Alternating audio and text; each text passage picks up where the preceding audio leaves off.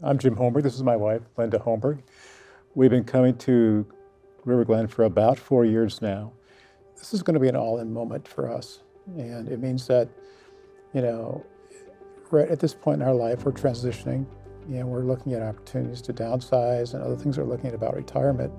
But also, too, then, what is God calling us to give towards the move and concept? And what is that going to mean to us?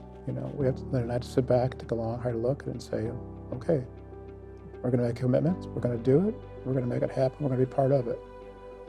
And we want to be part of it because this is our church. This is where we worship, this is where we come, this is where we give. And so it's going to push us, I think, to really say, what can we give? Beyond our routine giving, what can we do to help make the success of the MOVE program happen? What we help build today, if you think about it, we'll be here 10, 15, 20 years from now. So it doesn't just affect the kids today or the teenagers today, it affects them 10, 15, or 20 years from now. And I always think about the idea that what we give our kids today goes with them the rest of their life, literally. If we teach them of Christ, we give them strong Christian principles to live by, if we make available to them the church's community to help them grow and become strong Christians, that's a legacy that we leave behind. And it's not just my legacy, it's a community legacy. It's not just our legacy, it's everyone's legacy. And I think about that when the time comes, at least for me, the joy will be one day if we stand before the Lord and he said, Jim and Linda, you guys gave to MOVE. And because of that, all these kids came to know Christ. And they spent the rest of their lives committed to a walk with Christ. That's huge. That's huge. And I think the biggest thing that I think about too is the idea that you can't take it with you. That's not possible, okay? So what are you doing to build up the cause of Christ for the next generation? Thinking about the lives that MOVE will touch, will impact, will strengthen and grow.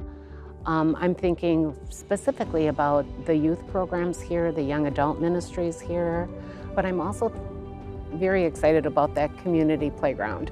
I mean, as a grandmother, I know that I'm always looking for something fun, that the kids can burn off their energy, and I'm just envisioning that space being filled with moms from River Glen or other area churches, but also unchurched moms from the community that are sitting next to each other chatting while their children are running around, and the conversations that'll happen, the gospel sharing that might happen.